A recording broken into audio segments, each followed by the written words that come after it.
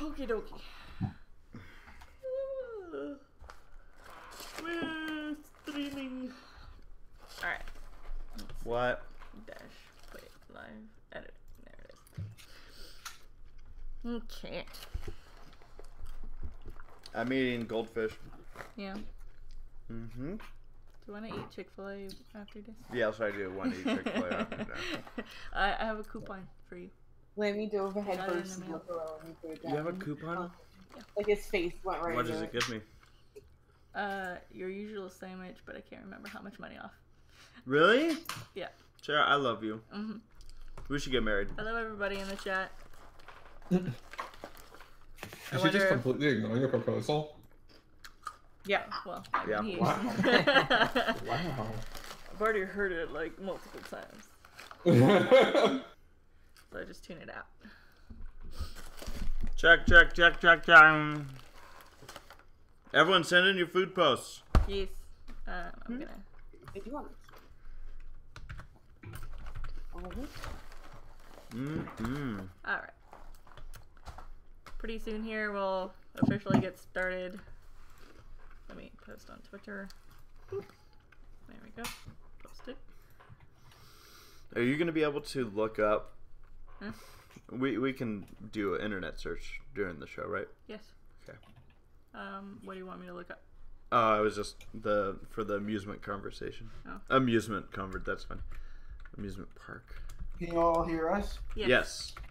Cool. But can you hear me? Yeah. Not really. Did you mean to type that? Yeah. No, I did not. Amusement park conversation.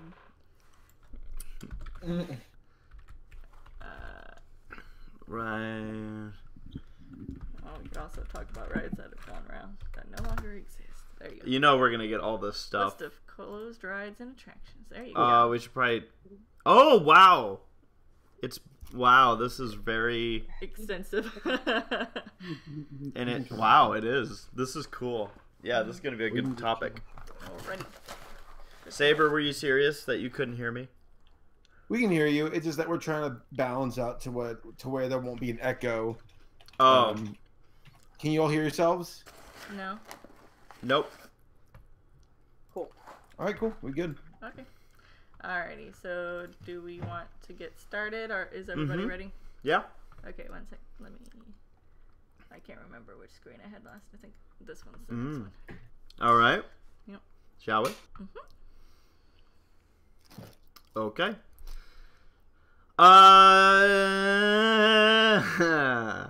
What was that? I just remembered that I don't have my water. Oh, But- I'll go get it. and No, you it's take not off. cold yet. You can't get it because it's not cold yet. I'll Oh. get it later. All right. Ladies and gentlemen, welcome to the Goldfish Semi-Perfect Podcast. Here My on name is, this, what are we? It's the 17th. October 17th, 2018. And we're here. We got Paleo, Hey. Hirosashi. Hello. We got Saber, Hello. Laura, Hey. Sarah, Hello. and me. And guess what? What? Gabe might be here at some point. What? Who? I don't know who's more rare at this point, Hannah Mamad or Gabe. Well, clearly we're starting to weed out the losers. We don't need them. Don't The need them. nerd. So, welcome in to the Semi-Perfect Podcast. We're going to be going over a number of topics here today, ranging from the My Little Pony finale, and if you haven't seen it yet, don't worry, we will have spoiler screens up. But I'm curious, has everyone here in the podcast seen the finale? Yeah, Yes. it's good that Twilight finally got laid. That would be news. Sure would be. That would be news. Is that how you say it? Yes. It's like when what's his name, Joe Rogan was interviewing some guy who won like some boxing match, and he's like, "How does it feel?" And he's like, "It feels good, but my balls are sweaty." And Joe Rogan goes, I understand. It's like, it's such a neutral reaction to something so bizarre being said. We're also going to be talking about a topic that it came up in the last podcast, and we thought this would be a really cool one to discuss. Kind of going over old amusement park attractions and what used to be, specifically, but not limited to Disney park attractions. So we have actually a whole very detailed list that we just found. A quick shout out to Dark Sky, who just donated $4.99. Thank you very much. Oh, Dark Sky with the woo face. Oh whoa face. Hey, wow, Gabe, you're here early. I know, I'm here, period. Hello. Black Griffin. Yeah, why are you here early? Go away. Go Griffin back. No, Paleo, you go away. You stop that. Saber, you go away. Fine. Well, welcome in, Gabe. Yeah, you dumb dog. Can't you see no one wants you? Go on. Are you doing it? You're doing it on YouTube. I actually got a notification on my phone that's like, "Semi Perfect Podcast," and I was like, "Oh, Is that why it was down yesterday? Yes. probably." Yeah, imagine if it went down during our podcast yesterday. Oh, Jesus. Yeah. Wait, I have a quick question for you guys. Just a quick one. Yes. Your intro, the ladies and gentlemen, does that come from you being like an announcer for races? Is that where you like pick that up? Maybe. I don't actually know the first time I used that. It might have been because I started announcing. Thank you, Drummer Shy. I started announcing back in 2008. I started doing announcing stuff. So that would have been 3 years before I really started doing the YouTube stuff. So yeah, I guess it probably did. Yeah, you know what? I think it did. Probably from all the racing stuff that we were doing too. Ladies and gentlemen, welcome to... Yeah. I don't know why it took me that long to figure it out. I always assumed that. It's neat to hear that confirmed. Mm-hmm. Yeah. Fan theory confirmed. Yeah. Right, like you're talking to your friend. Oh, yes, my theory is confirmed. Thank you. It's canon now. So, like I said, we're going to have a couple cool topics to go over. Going to have some fun in this one. First thing I wanted to bring up in this podcast, just because it's obviously a big note, and it's kind of one of those things where I imagine that is on the minds of some people. So we figured we'd bring it up and address it here first. Yeah. Unfortunately, last weekend... it was last weekend, right? Yes. It was like 10 days 7th. ago. Yeah. 7th, Sarah's dad passed away. For about a year ago, he was diagnosed with pancreatic cancer, and he went through treatments, and everything seemed to be going well, and thought they were in the clear. And unfortunately, it ended up coming back. And after a very hard and great fight on her dad Willie's side, he ended up losing his life. And it's something that we just kind of wanted to address here early in the podcast because, as we know, a lot of people have seen on Twitter that this happened, so we wanted to kind of just bring it up now. But in regards to that weekend, Willie was surrounded by his family and friends. Sarah was out in Texas with him, and just after his passing, he actually. There was a rainbow that appeared, and it was pretty amazing. Just kind of the scene, but holy crap, Jax! Thank you, Jax. Played. Jax made Sarah cry. It's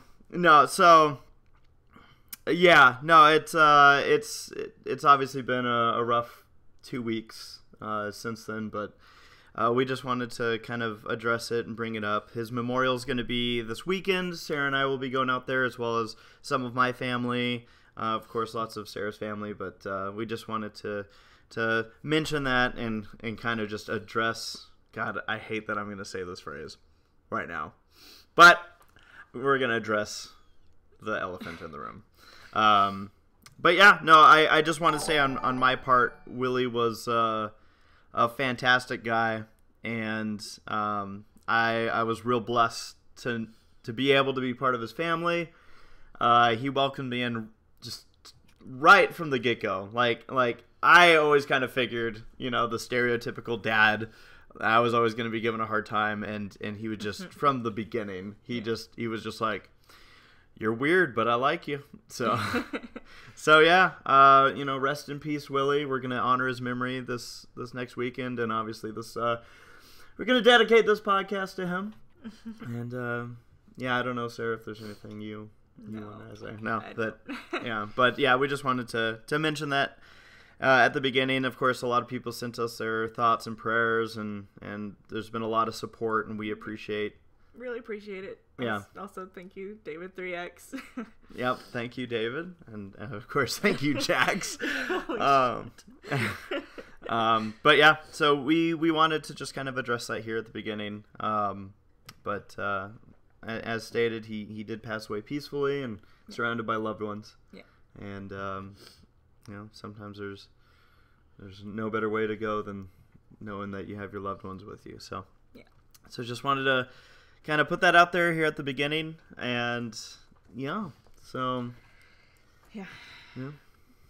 I appreciate everyone's kind words. It's been hard, but it's nice to know that I have a lot of people who are thinking of me and my family. So thank you. We love you, Sarah. And with that, food post time. Let's go to the food post. No, yeah. I told Sarah, I'm like, I'm gonna just have the most awkward transition from this, but yeah, no, he was a very loved gentleman and a very loving guy. So definitely the best way to honor him is he's the kind of. I told Sarah about this actually. My my great aunt was kind of just a very free spirited lady, and she passed away, God, maybe 10 years ago. It was a while ago. And I actually love this story. At her funeral, they have like a playlist of music that they'll play, and they had just finished the funeral, and so the person who was like, sitting there at the church, that's like, all right, let's play some nice peaceful music. Oh, what's this one titled? We Like to Party. And all of a sudden, Wow. It was amazing. I was laughing so hard. And truth be told, it was actually very fitting. Yeah. It's one of those where I'm like, I bet she had something to do with that accidentally happening. And a lot of the family, and friends knew her to be like that. But yeah. So yeah, like we said, onward with the podcast. And here we go, Sarah. A good start with some. Wait, what? Oh, I thought I saw strawberry, and I'm like, those look like watermelons. David says, watermelons, fan art of Boozette. Yeah. Instead of Bowsette, it's Boozette. No, it's like Boozette. As in boo. Oh, Boozette. Oh, Yeah. the ghost one. Oh, I thought it was like drunk. Well, that's another way to interpret it, I I guess. had strawberry Pocky. Yeah. Looks good. That's the best Pocky. Is it? Yeah. Isn't there chocolate though? Like, Chunk is really tasty. how do you beat chocolate? Easy. Strawberry, like. I'm emotional with that one. And then we've got PXY or Pixie having a fajita tonight. Haven't been able to make it to one of these in a hot minute. Fajitas are good. And it looks like they got like nacho cheese or something on it, which makes it even better. And coincidentally, you can make a fajita hot in a minute. Holy crap. Shut up. Nora Mermaid says, eating some homemade chicken and listening as I take a break from working on my panel and packing for Ponyville Cider Fest. Yes, I know it's a week away, but I always plan ahead. There's the chicken. There's the podcast.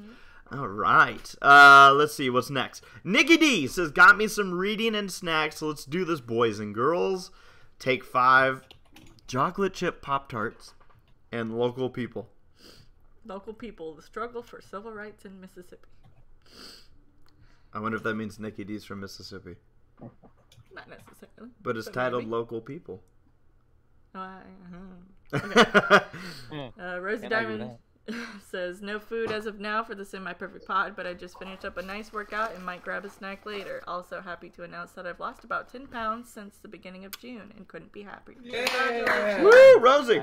Congrats. Nice. We're happy for you. I'm eating some fish crackers for you, Rosie. We got Anime Guy. Got some tuna casserole for dinner. Okay, so I was confused. I was looking at this picture and I was trying to figure out what the thing on the left was. Yeah, it's I'm like a hot pad. Yeah, I thought it was like tortilla. I thought it was like a tortilla or a pancake. Yeah. And I'm like, tuna casserole tacos? Maybe. All right, now what's this? Norris Brony says macaroni and cheese. Also, last weekend was great at UK PonyCon, meeting Eile Monty and making a bunch of new friends. Nice. It was the best weekend of my life. Cool. Nice. Monty. Quiet Storm says pizza with extra cheese and ham. What is, if you guys could go with one topping on pizza, what is it? Pepperoni. Pepperoni, yeah. Pepperoni.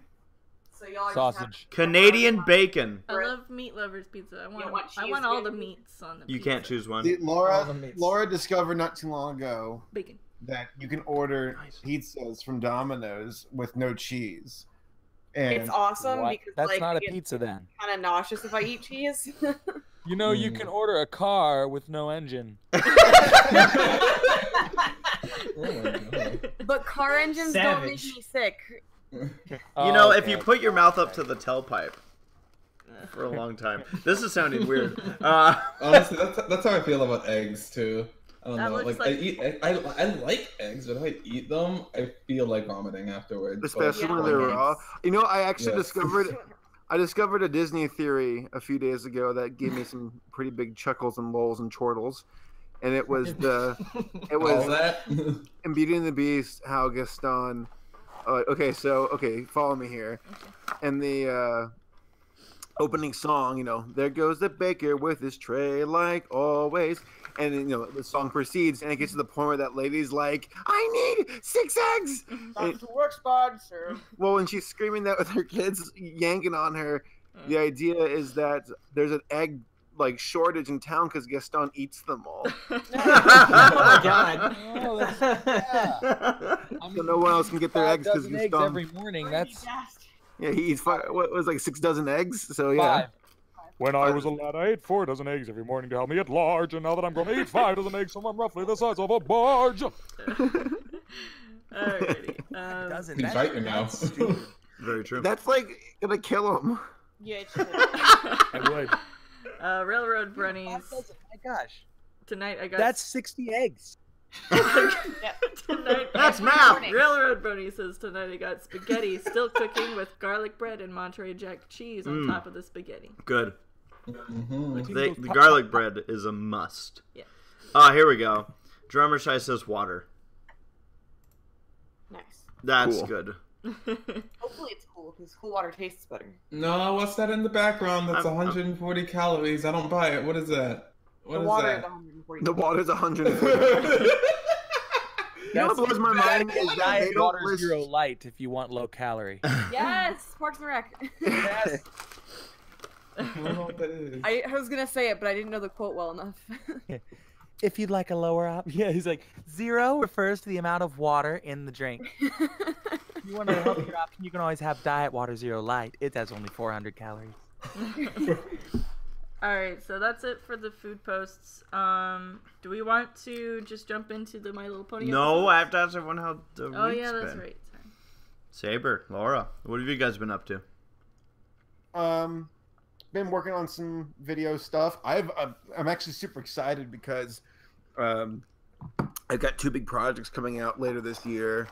One of them, Black Griffin. You know, Gabe worked on with me. Hi. And we're seeing some incredible progress with it, and I'm just so excited and happy because it's the most excited I've been for a project in quite some time. Is this the thing you guys have been working on for 2 years? Yes. No, not that one. No. That one still, we put a pin on that one. We'll get to that someday. Well, why'd you put a pin in it? Well, because it's not legal here in Virginia. Call me should've when put a you're bird in on it. California. We got weird laws Everything's here. legal in Cali. It is. Everything's legal in Canada now. Yeah, right. Canada's legal everything. Come here, you ghost. But no, I've had a good week. It's been nice. Laura, how about you? What have I even done this week? You've been working on your crafts, and you got that little kitty sock. Yeah. I learned how to make sock cats, and it's pretty great. They're like Wow. sock monkeys, but like they're cats, and I love it. They're really great. Like sock cats or cat socks? No, they're sock cats. Like, you know, sock They're monkeys? cat. Okay, yes. It's like that, but it's a cat instead. It's important what the modifier is and what Yeah. the- Not kitten mittens. Okay. Ha. Nice. I saw someone make a quadcopter out of a cat once. What? Oh, no. That thing that everyone. Link it in What? the chat for everyone. A quad captor? A car captor soccer? A What? quadcopter. You'll see in a second. What? Okay. Huh. Gabe, what have you been up to the last 6 months? Well, 6 months. Yeah, and actually that's about right, isn't it? I'm sorry, I just found the picture of this. Oh my gosh. I'm sorry. Oh my gosh. Okay. Copy link address. Paste. Is it? No, I don't want the news. I don't want to read this stupid news post. I just want to copy the image address. Open image. Copy image address. That's how you do. Do. All right, here we go. That doesn't look legal. It's actually there. I knew someone. Oh my would comment. God. Here, I'll post it to the group. Oh, I guess I can't. That makes me want to try to do this. Like, I want to be the cat. So it was the actual story behind this, because I read it, is his cat was hit by a car, and to honor the cat, he turned it into a quadcopter. Oh my god, is that a dead cat? It's a taxidermied cat Yeah, Oh my god. real cat. That's that used to That's- be his pet. This still looks wrong. I know, it's so messed up. I saw apparently someone did that with their dog and tried to sell it on Craigslist Yeah. as a carpet, a little bear rug. That's weird. And I'm like, that is where you cross the line. Did you guys No, I hear? agree, that's creepy. Did you And guys this hear guy that? is- I guess I forget I where. still think it's creepy to taxidermize your pet, but that's Well, like apparently some girl at a school put her like grandparents' ashes into cookies. Oh my. Ah. Yummy. It was her dream to be inside all the little children. Oh god. Oh boy. Mm-hmm. Alrighty. Whose week have we not heard? I haven't heard about Paleo's week. Oh, yeah. So yeah, I was talking to Saber like, was it last week, I think? But yeah, I was like really down about stuff. But I've turned around a lot more now. Good. Good Like I'm man. actually starting to get stuff progressed, and I've gotten over 2 videos that I finished that I'm starting to get into some other videos that are going to like be really interesting for what is coming up for the next couple of months, because I'm going to be doing something that's going to be pretty big, that's Disney related. Oh. Yeah, I've Yeah. seen sneak peeks of that, and I've stolen the idea, and I'm gonna upload it first. The day before. Wait, but I'm gonna do the Disney thing. So. Bless you, Landy. Oh, wow. Do you know what the Disney thing is? I know. Top 10 Zootopia Mm. fanfics. I got some good ones that I've written. This one's called Foxy. Okay, I can't. Hirosashi, But I'm how... also doing like some more bigger videos. Mainly because I'm trying to do like a major video every week. Good man. And also I have some other thing that Saber's going to be a part of.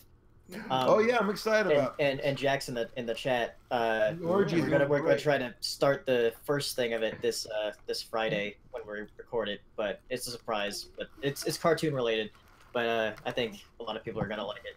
All right. Nice. So you guys sound busy. That's good. Yeah. Hirosashi. I beat the 14th hardest song in Sound Voltex Nice. last Friday, I believe. I was kind of losing my mind because I never thought I'd get this good at this game. It's always kind of like a dream of mine to be really good at rhythm games, and now here I am, right? So. Is that like the hardest level? No, it's a level 19. There's level 20s, but there's only 7 of those. Actually, there's 6, I think. Yeah, there's only 6 20s. Very nice. Very nice. Are you done with your goldfish? No! It should be crinkling throughout the entire podcast. What is goldfish? They're good. Anyone want a goldfish? Sure, just throw it. Just throw it. I'll catch it. Yeah, Here it throw it to comes. the camera. Fun. Here it comes.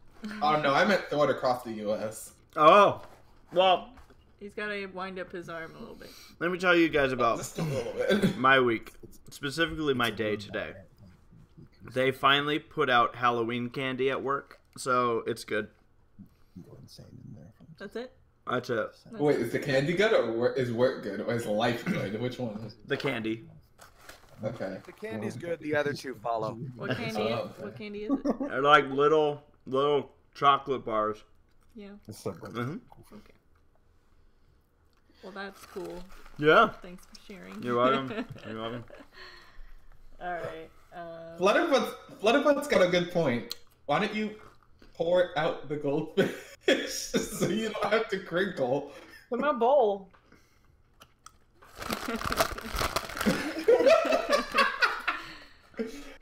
I'm just trying to promote or to provide you with a just like solution. stop eating the goldfish.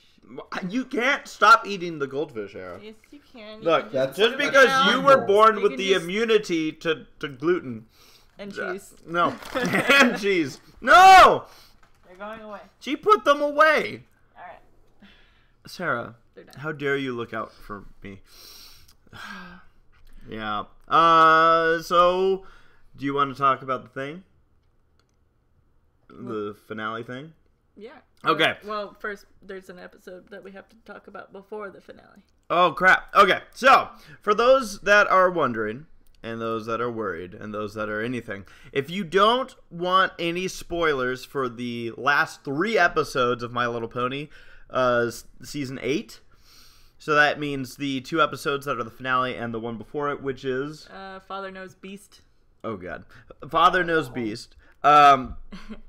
Then we will have a screen up that you can just kind of keep an eye on, that when there it is, the spoiler screen. When this thing's up, that means we're talking about spoilers. When it goes down, that is your cue that it is safe to unmute and come back in. So, Okay, I don't know. I don't want spoilers. quiet. You. Gabe. I don't want spoilers for season 11. Alright, so for Father Knows Beast, when a strange dragon crash lands in Ponyville claiming to be Spike's father, Spike is ready to do anything his father says in order to learn how to be a real dragon. So... Haven't we been through this before? Not with Spike, I don't think. Not with Yeah, he anybody in the show, right? He wanted to go be a dragon. Well, not with his dad, but Yeah. he wanted to learn to be a real dragon. And then he decided that it's cool to be a pony, remember? In like Yeah. the first season. What was that the episode with Amber? Like the first... No, the like No, the that first was the one with when- Crackle. I literally okay. wrote a song about Yes, it. it's The season one 2. with that like metal backing track, and everyone's like, "Why is this song so good?" Yeah, okay. Yeah, I remember that now. So yeah, I feel like the best part of this episode was Smolder. I really love She Smolder. continues to be the best. Yeah. Right, where she's just like, Like this the is big stupid. sister that's looking out for Spike. Yeah, she's basically, so you have your classic trope, right, of, I'm your dad. And it's like, oh my gosh, Anastasia, my darling. It's me, Anastasia. and so you have this, oh, I'm the family member, yeah. And so it's, you have the character Spike, who, of course, is like, oh, yeah, I got to do everything right. Child. I have to do everything right. And it's just what the heck. So. Anybody have any thoughts on this episode? This episode actually made I thought it was okay. Kind of sad. Spike's heart got crushed like 3 times in a row. I was like, leave the kid alone. Like, he's just like, look at some of his faces. Yeah. He just wants his dad. It's some like jerk. That's my non-curse word. I feel like that one scene where like Spike's father is like draped in a yeah. Oh, it's so gross. Oh my god! Oh my god! It's extremely porno. gross. Like, why did they put that in? Everyone's aware that Twilight completely, like, her eyes laser beamed to his dick, right? Yeah. Yeah. Like, I went back and watched that. I don't think she was into it. I think she was just surprised. I watched that scene about 10 times to make sure I was seeing this right. And There's something you need to tell us? He must have had something. We already know it. He doesn't need to tell us anything. He must have had something impressive because Twilight's eyes got really big. What if she locked the door? He's naked for 90% of the episode. That's why I don't get it. Isn't it amazing how putting clothes on a character makes them more lewd? Yep. Right. Yeah, that. It was also the posing. Yeah, with his legs like spread wide open. He's actively masturbating. He's actively masturbating. Like, let me tell you, My Twilight. sister joined us for the last 2 minutes, so this has been an interesting conversation. Go ahead. Awesome. Uh, It's all right. Twilight pulled her dick out too. No, that was my fanfic. Stop. Yeah. And then Twilight's heart got broken in this episode. We literally got to see the X-ray of it happen. Yeah, which apparently for ponies the heart is a bone. Yeah. Unicorns. And for ponies, it is. You don't know. Yeah. Well, a boner. Alrighty. Anybody else have Constructive anything to say on this comments. episode? I like that they didn't do anything stupid with Spike. Everything was like believable. Yeah. Not dumb season 4 to 6 Spike. I liked that they basically had Smolder come in and be like, well, straight up, just tell me what he's telling you. Yeah. As opposed to, like, because I feel like usually when you have this scenario, everyone kind of just goes like, oh, yeah? Okay. Where Smolder's like, well, no, tell me everything. Yeah. And I'll tell and then, you. Like, when they're both confronting the dude, he's like, oh, dragons do this. And, like, Smolder's like, no, we don't. And I'm like, get it, Smolder! Smack him down. I wonder where this guy came from. Like, the sky, clearly. He fell out of the sky. Dad! Yeah. The other thing, by the way, like, I mean, this is obvious given how it turns out, which is, it wasn't Spike's dad. But I liked the whole story about him being like, yeah, we lost you as an egg, so now I know you're my son. Yeah. Well, they did question that. They're like, how did you know what I looked? Or like, yeah, or whatever. Dude, but we did see Rule 63 Spike. AKA his mother. Yeah. Is a mother a rule? Okay, never mind. That's to say that something is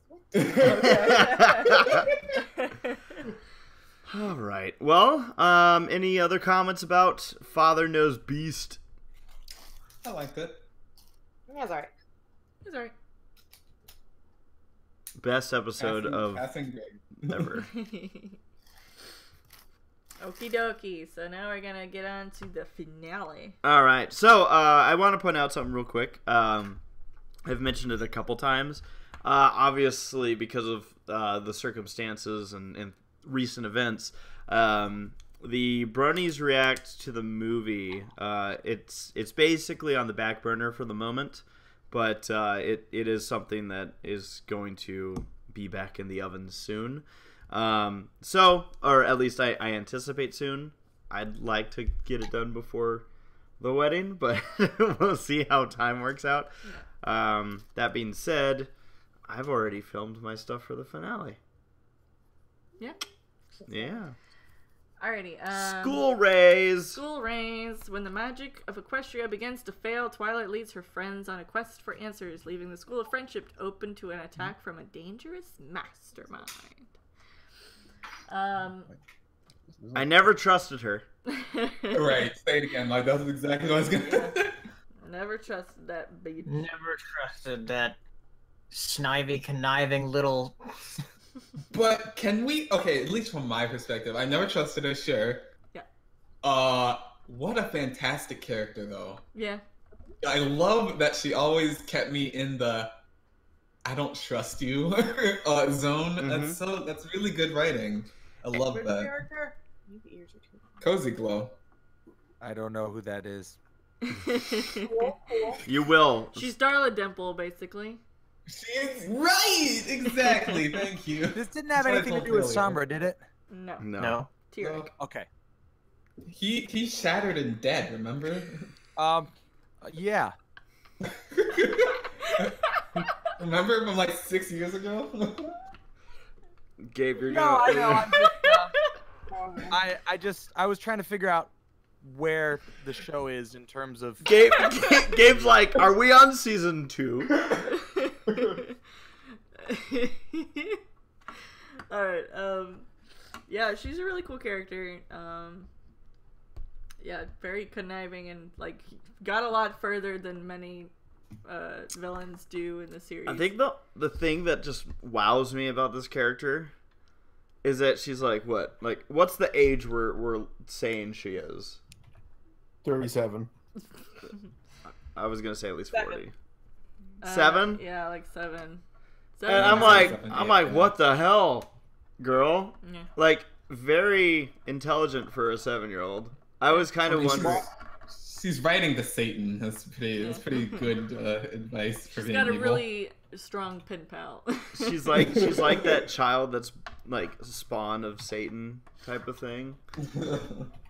Yeah. Right. But yeah, no, let me just say, and just wait till you see my face and my reaction on how happy I was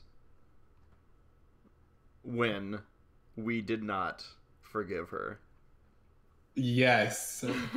I was like, oh my god, for once. And like, I know Sarah's got her opinion on this. Like, she definitely deserves to be punished, and she does not really deserve to have, like, you know, that forgive and redemption sort of thing right at the end of the episode. But I find it a little weird that Sarah thinks that they should have used the death penalty because now they're just going to be spending taxes to keep her going. I feel like that it's really weird that the writers chose this villain, a child in particular, to be the one that's going to Tartarus. The one that they finally were like... They sent in the military to pick up a 7-year-old child and take her to Tartarus. To be fair, I mean, look what she was doing, though. I mean, She reminds me of Darla Dimple from Cats Don't Dance. That's what we said. Oh, you did? Man, everyone was gonna let it go, and you just had to come in here. Oh yeah, I never let Saber go. I'll never let you go. I almost snorted up my I'm surrounded by people who Starbucks. like to roast me. That's how you know we're. I have a side note here. I'm looking. So we Googled My Little Pony: Friendship is Magic Season 8, Episode 24, and the whole like lineup of Season 8 is here. but they screwed up, and it says there's 2 episode 23s. Episode 24 is School Raise, and episode 26 is School Raise Part 2. And I'm like, no. But yeah, no, I was just like, thank you. Thank you for... Did anybody get a good look at which element of harmony was each I was of gonna the go. young six? Yeah, I was gonna actually go back and look at that. Yeah, but I didn't. I'm really curious though. Yeah. Did anyone notice that when all the unicorns got their magic back, that so did Pinky? Yeah. She had a little bit of magic pop into her nose. It like went dink. So Pinky's magic. That's clever, because we all know that she's magic. Yeah. You know what's amazing to Ponies me? aren't just farmers. I'll tell you what got me about this episode is how the villain reminded me a lot of Darla Dimple from Cats Don't Dance. That's a good point. I didn't think about I'm the that. first to bring it up. I didn't think about that till now. Really. You know what's great about Pinky getting the magic back in her nose? Is the fact that Applejack didn't get any magic in her, so she's not magical at all. She is just strong as shit. Yeah. That's great. I love this. No magic, just games. She's a bodybuilder. Oh, yeah, that's the, Right, though, she This must is a- have crazy density, because she wouldn't be able to push those rocks and the kind of stuff she does without infinite density, or at least really. one thing that some Fritz Roll is pointing out in the chat, did anybody notice the female guards? I guess it's canon now that there are female guards in the royal court. or the But that's military. sexist. Why? No, you can only be Explain.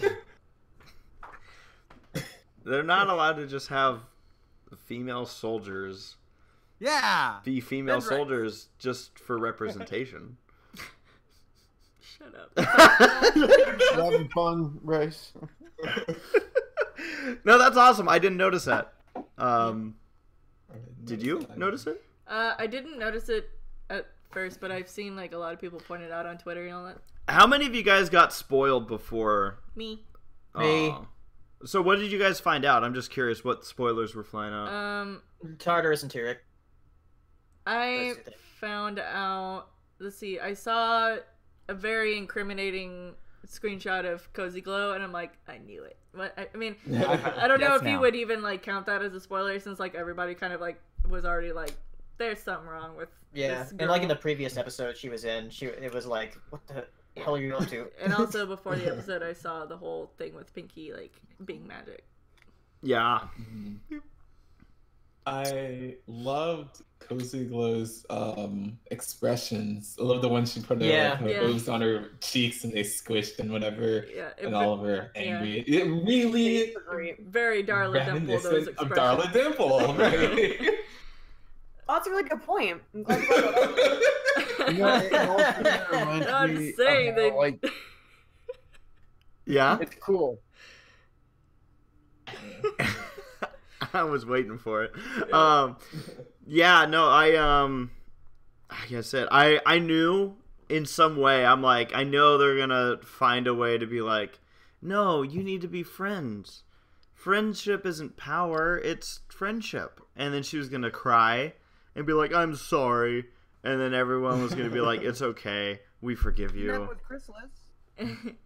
I am like laughing that like Discord got forgiven before this chick did. What I think is really cool about this villain is that she's kind of the first to actually take the power of friendship seriously and weaponize it. Oh. Like Right. she's like, I'm Weaponize gonna get friendship. everybody to be on my side, and what I say goes. It was Well, I'm excited to see like all the villains come together next season. Like because Crystal's is still out there, Tyrek's still alive. They got this. Just Red Sombra. You got this Darla Dimple character, which is kind of funny because she reminds me a lot of Darla Dimple. and you're gonna see them all come together, be some kind of league of villains. I'm excited. You know what's interesting? Probably the most frustrating thing to me about this episode was that the main six walk into Tartarus knowing they don't have any magic, and then like realize and like they 5 knew minutes that later, they didn't like, have the key. yeah, that they didn't have a key. So And, angry. yeah, and they're like, oh yeah, we're stuck in here like a bunch of idiots. Yeah. Right. Did anybody else find it fucking weird that, like, the mystical animals just turned into, like, they split off into their singular components? Right. Like, Those were their parents. the basilisk or cockatrice turned into a chicken and a cobra, and I'm just like, Right. what? It's interesting that Explain! they had so to speak, a rooster and a snake team up. Yeah.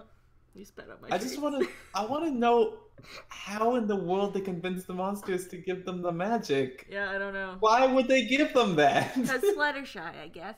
But shouldn't that be considered magic? That her power? She was upset when like, oh no, everyone's gonna lose their power. I thought she was gonna like not have the ability to do what she does. Nah, that ain't magic. No, that's innate that's just her. somehow. Yeah, that's just. No, that's hippie That's power. her. Hippie power. Hippie power is. Where was infinite. Tree Hugger in this Yeah. episode? We needed her help. That is the Probably one smoking magic. a joint. And then like Tartarus just looks like McLeach's basement. Oh, from Rescuers Down Under. Rescuers Down Under. It's just like a bunch of animals in cages. I'm just like, okay. It's so tiny. Was anyone else kind of Disappointed? like lit down?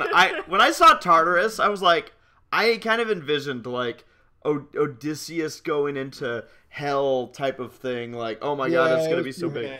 Womp womp. And they were like, it's a cave over in the corner of the forest that has a lock and wooden cages. And I was like, oh. Yeah. You know? I thought it was like a different dimension almost. Like when they sent Tyrek back to Tartarus, I was like, dude, that place must be so nuts. Yeah. Weren't there supposed to be other people there? Like, was Tyrek really the only guy that they're like, you're the only one that can talk that's bad enough, so we're going to send you here, and all the other poor creatures that can't help it are going to also be sent there? I don't know who else is in town. How is I mean, Discord- like, it kind of seems like that's all there is just him and Yeah. some animals. How has that- Discord not warranted being sent there? Like, he's screwed up like 5 times. He's the worst. He's awful. He's a terrible. Discord's terrifying because like he's a god of like he can warp reality. Like how do you not like put him in stone just to be safe? Yeah. He's kind of friendly. He's chaotic neutral. And that's enough for me to go, okay, in the stone you go. Where was he this episode? Well, I don't know. Sticking around. Having Yeah. sex with Fluttershy. maybe he was Clark stuck at Walker. home because like he couldn't use his chaotic magic. I'm not gonna let that slide, or will I, Saber? What you said, but you should let it slide. I'll let it slide a few times until they're finished. But the Thanks, Dad. I forgot what I was gonna say now. I... Oh yeah, Starlight. How many freaking times do they have to like? It's starting to grate on me where I'm like, why are we leaving Starlight? Like, Right. like seriously, guys. Bring her along. Starlight feels like the Green Power Ranger. Yeah. I don't know why, but I agree. I need more context. Bro, Well, you know what? I don't know. Maybe more like Darla Dimple in how Cozy Glow. Yeah. I don't care if we forgave Chancellor Nathan. He's the worst. I did not He's see the that coming. worst. I thought he'd be evil through and through. Right. He's still a racist piece of shit. I don't Yeah. like him. Yeah. Well, But- he's coming around. I don't care. Listen, I wouldn't expect you, a black man. I knew this was coming. I saw it. No, you set me up for that one. I mean, I was kind of hoping that he'd be a villain, but because this show has a bad habit of like redeeming villains very quickly. But I'm glad that Tyrek and that at least Cozy Glow, being a new addition, like Danny? yeah, it's Danny. Oh my god. We got a league of villains forming, and again, we're setting up for next season for It's oh gonna god, be they're all great. working together. Every villain is lemons. Oh my Dirty bubble. So I'm a gigantic nerd, and after Cozy Glow, like after the season finale ended, and she had a like menacing looking face towards the front, like towards the camera. I was like, okay, so she's evil, T-Rex evil, we got Tartarus, evil people. We still got Chrysalis, so yeah, we're gonna form that League of Villains, like Saber said. And I was like, I can't wait for there to be a raid. And it's just ponies, like all the creatures, all the good creatures versus all the bad people. I am such a WoW nerd that I literally like went through and assigned all the characters in MLP like raid roles, and I'm like, I'm such a nerd, man. I also am hoping for the most excitement. Like, it needs to be like Lord of the Rings. Right. Yeah. But yeah, no, let Tyrion get a lot of power back, so he's a humongous threat again. That'd be great. I kind of liked that Naysay didn't end up being the villain, because so many people expected him to be, including me. Like, I was like, oh yeah. Like, when he showed up, I'm like, oh yeah, him. Yeah. And then he just ended up being kind of like a weasel type of bad guy. Like, oh, they're gone, so I'm gonna take advantage right now.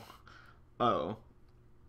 Can we just also focus on the fact that, like, everyone was very willing to just jump the Chancellor? Like, yeah, let's beat him up. Right. Beat up the racist! Okay, so, is there any other comments anyone would like to make about the finale? I'm sure, but I can't think of them. Did you guys like him? Yeah.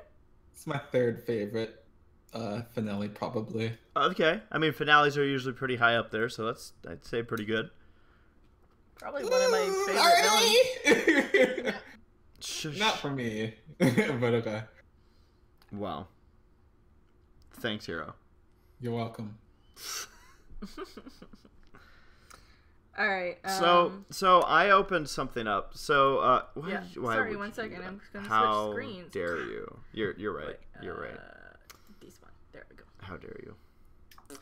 All right. So we are done discussing spoilers. No more spoilers. No more.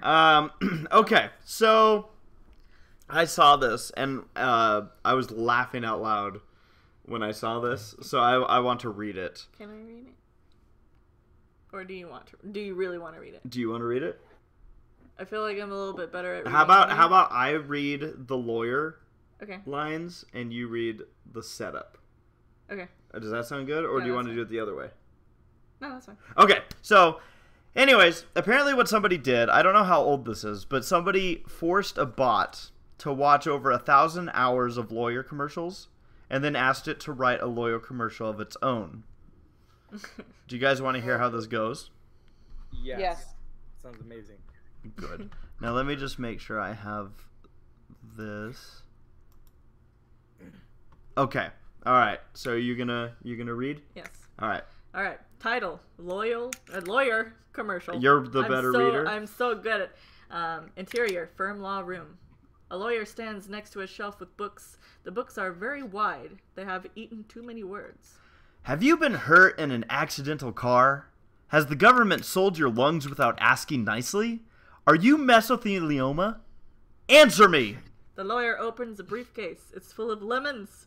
The justice fruit only lawyers may touch. If so, you can act entitled for money. I'll help. I graduated from lawn school, and all my teachers were bitten by dogs. Words scroll across the bottom of the screen. These are the cases the lawyer takes. Unfair stabbing, illegal shoes, music too Canadian, sue the rain, divorce your toilet, fake sons. I have been a lawyer for over 35 weekends, and I'm currently dating the Bill of Rights for fun. We see the Bill of Rights. Nice. It's in love.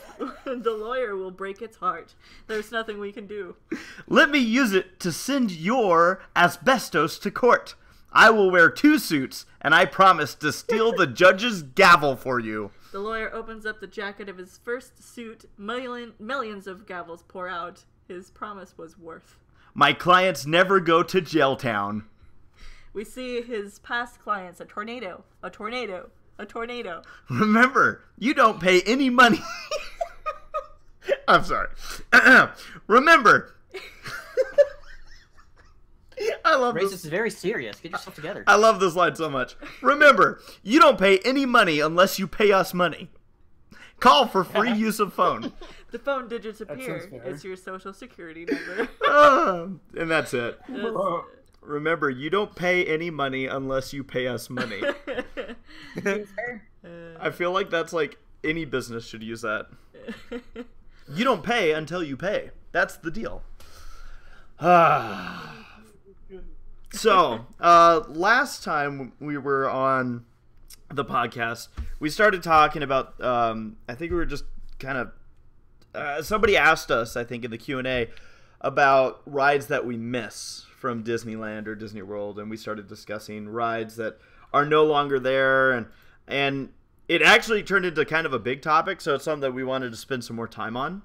Now, I don't know if you guys have any that come to mind, but essentially we're talking Disney parks. I'd say any Disney park that had a ride that is no longer there, if you know why it's not there anymore or whatnot, or, you know, if you had been on it, if you enjoyed it.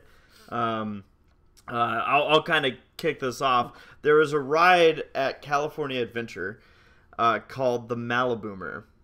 And it was a ride that shot you straight up in the air. And it's weird because I don't think this ride had very many issues or was down a lot. But for some reason, they took it out. And to my knowledge, from what I can tell, never put anything in the area that it was in. And it's not a ride that took up a lot of space. So that was always a weird one. But yeah, do you guys know of any former attractions that you're like, why'd they get rid of it?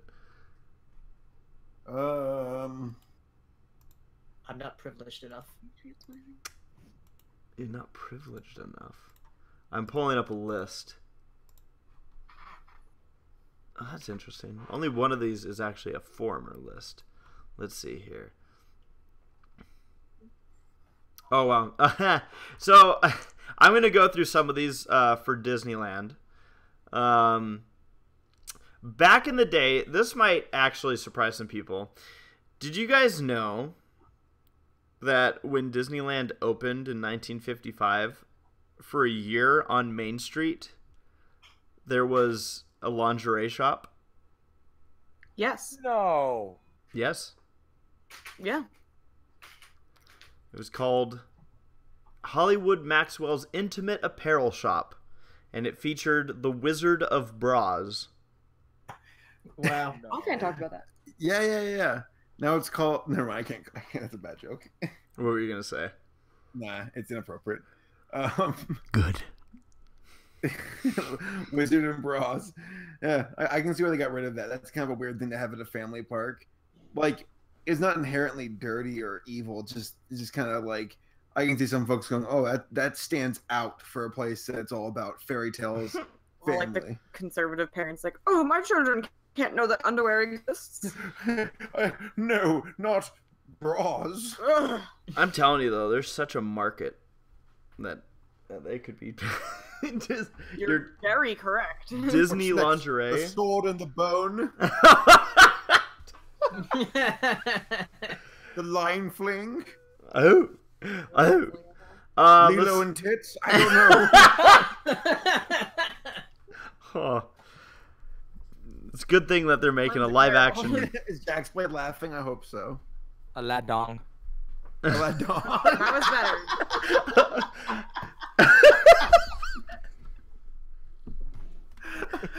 A ladong. Stop yelling. I'm sorry, it's funny. You're making him yell. It's funny, sorry. Let's see here. What else? Babes in Toyland exhibit. Aladong. That was great.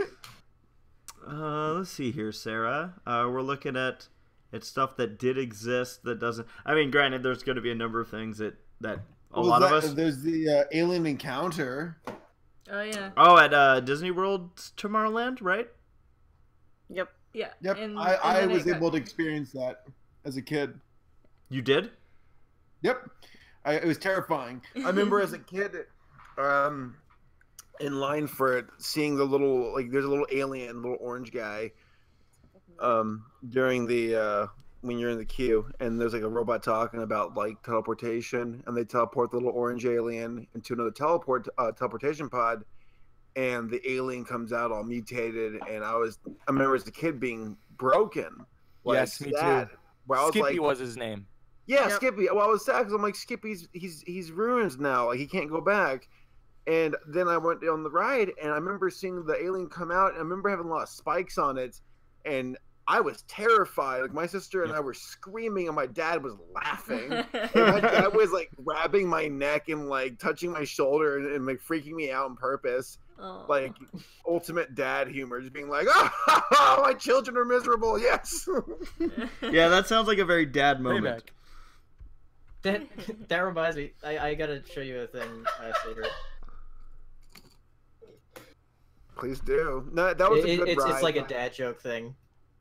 Well, I'm trying to think of some other rides. There was that one. So, Laura and I, we've been on a binge. We kind of slowed down a bit, but we watched a bunch of like Disney trivia channels and Aladong.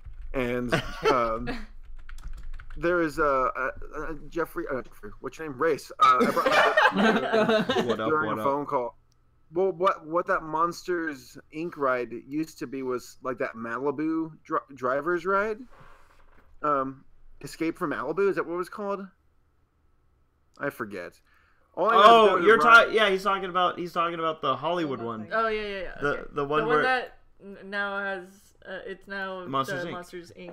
And like half of the animatronics in there are reused from the previous ride. Yeah. like apparently They Jay rehashed it. Leno It's was fun. in the ride.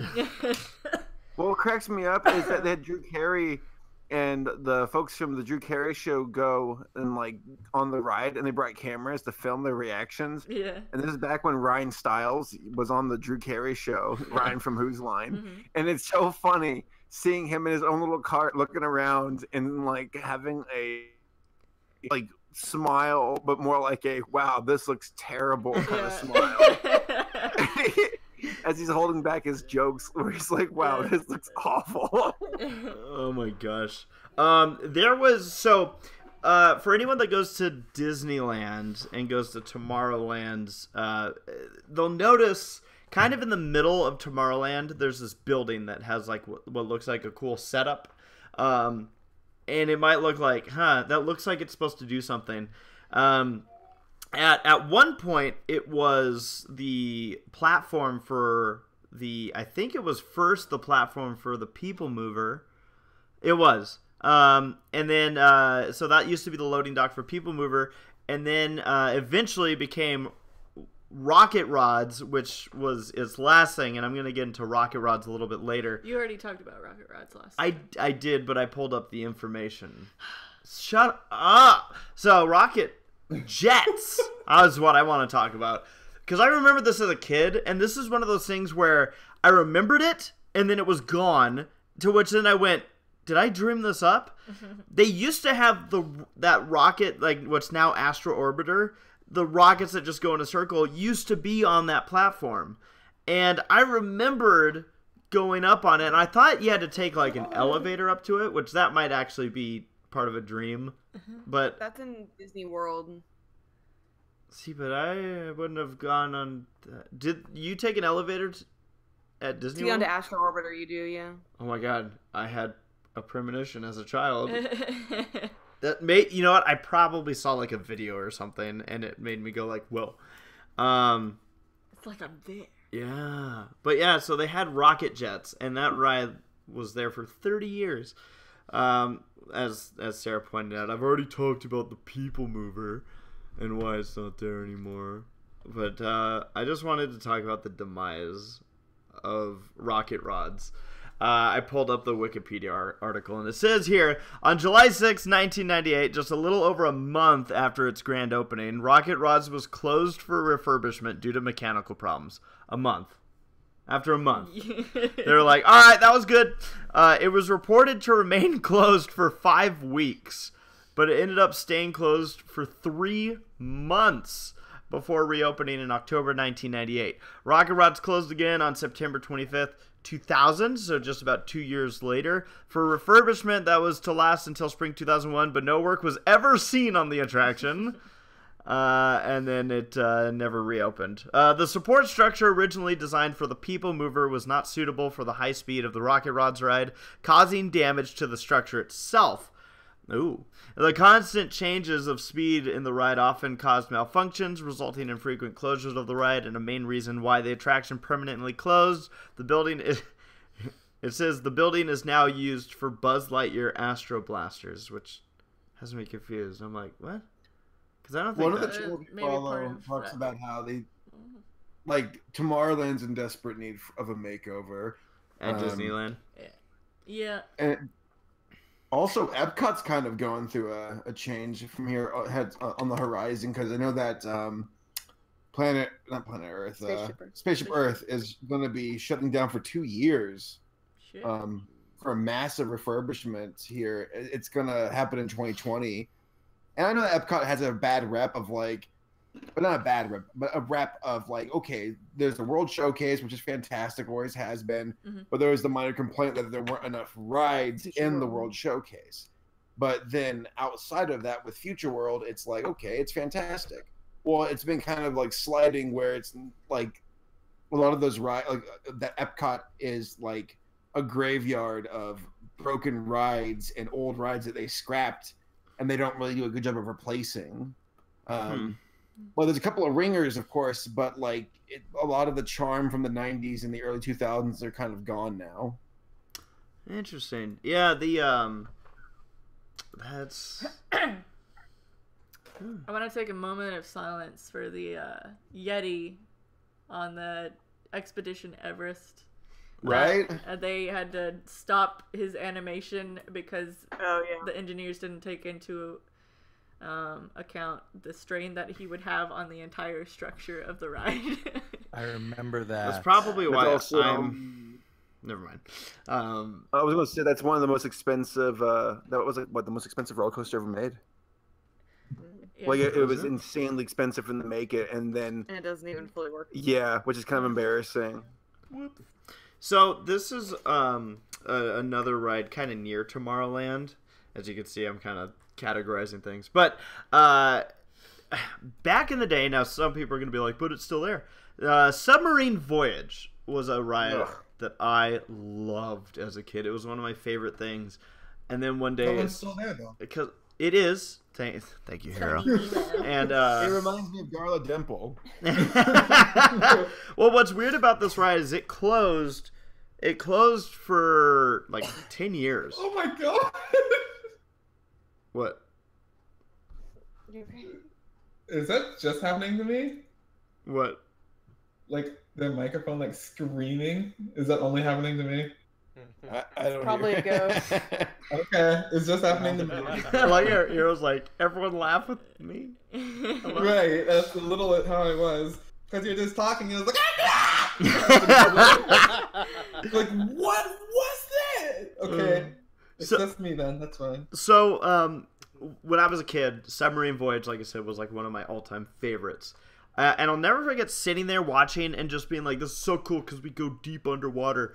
And then the lady's like, because, you know, the bubbles give you the illusion that you're going down into the water. Yeah. And this lady goes, yeah, you see the bubbles make you think you're going down, but you're not. I'm like, totally I'm like this like 7-year-old who's just like, oh. Yeah. Oh. Poor little Jeff. Okay. That was, I mean, yeah.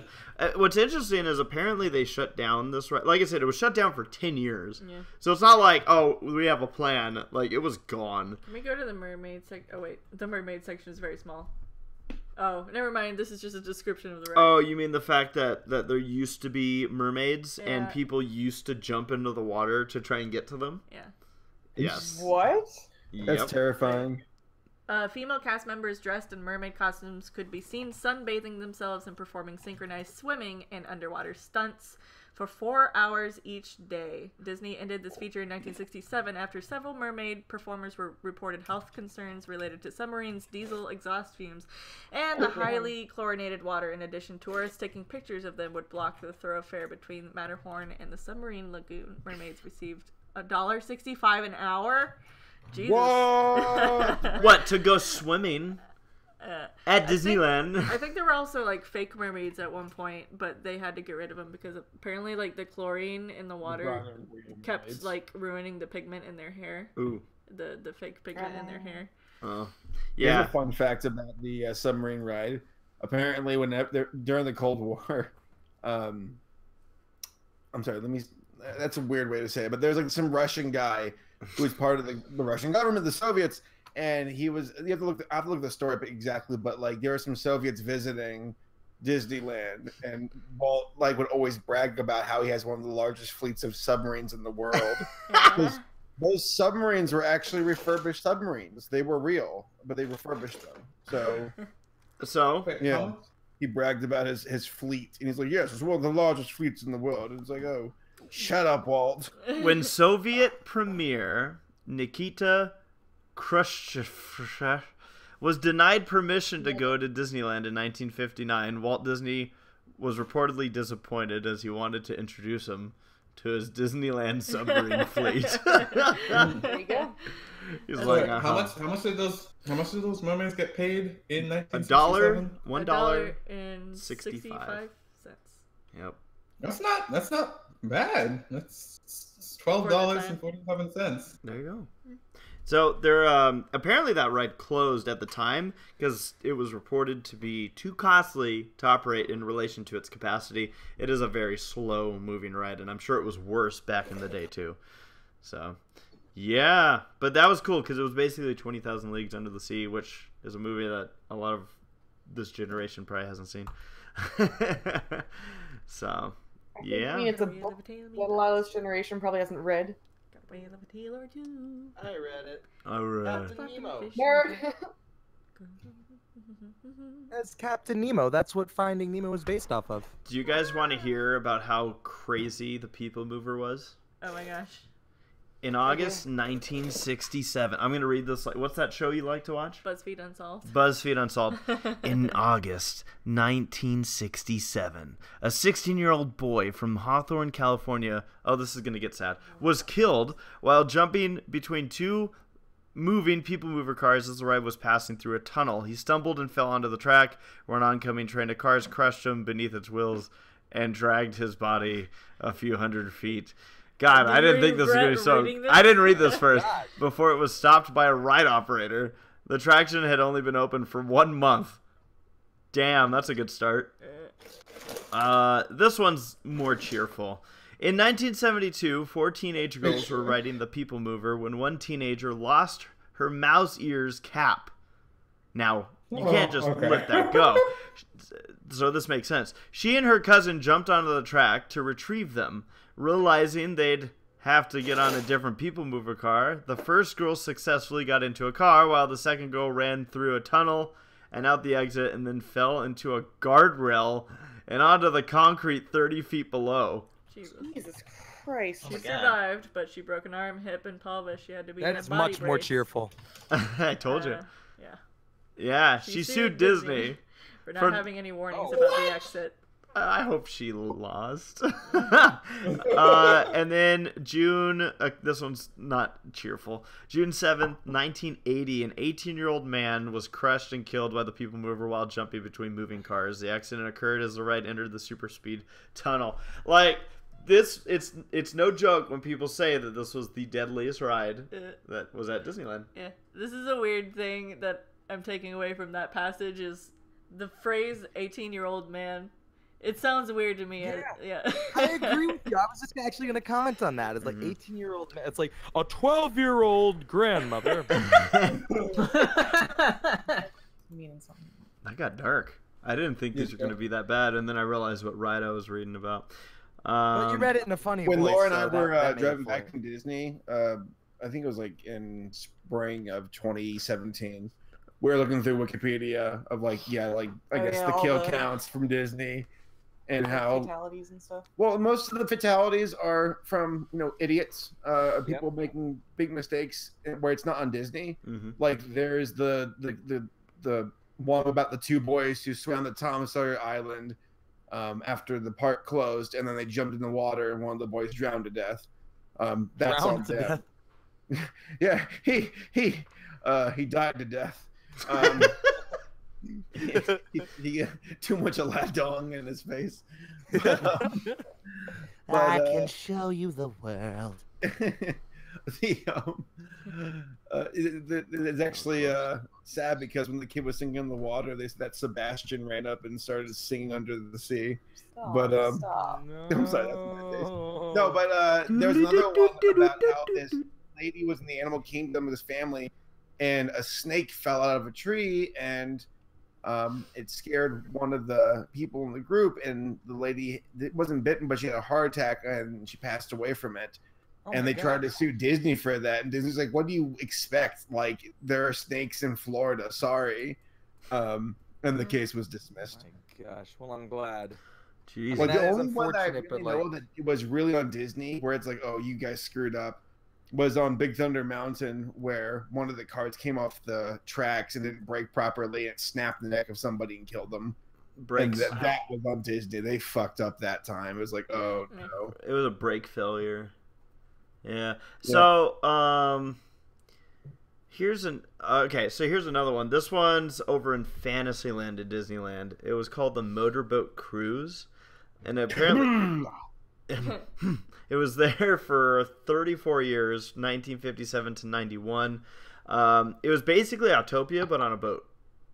And based on that the gummy was bears. wasn't it, like, insanely hard to get people to actually come back into shore or whatever. probably. But yeah. It was based on the gummy Yeah. bears. A lot of trackless rides don't just historically do really well at Disney because people are like, "I'm gonna spend the next 20 minutes out here." They're like, "Get back inside the corral." Yeah. Yeah, no, they at one point this actually had gummy bear theme to it, because in the 90s they were like, hey, we should have. They did a Disney Afternoon Avenue event, and rethemed some things, and that was one of them. So, yeah, funny enough, this was in the area. So if you're wondering where this was, it's in between the Matterhorn and Small World. There's this very quiet water area, and The place you were gonna propose to me. it's the place where I was going to propose. By the way, we're getting married in a month. Yeah. Nice. Whoa. Wow. Whoa. Can I come? Who said that? Gabriel. Sarah.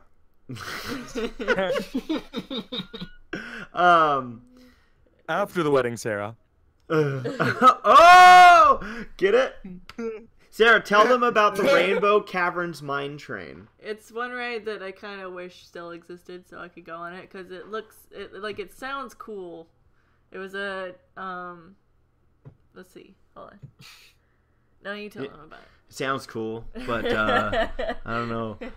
So what it was is it was a narrow gauge mine train. I don't know what that means, but it was a mine train attraction that goes through the living desert, and so this ride lasted for I guess only 3 years, but it's still around. So if you ever go on the Mark Twain boat, or you're ever in the area of Big Thunder Mountain, you'll see where it looks like it's just scenic, like, oh, there's train tracks that are broken, but it was actually part of a ride that existed, and it was the Rainbow Caverns.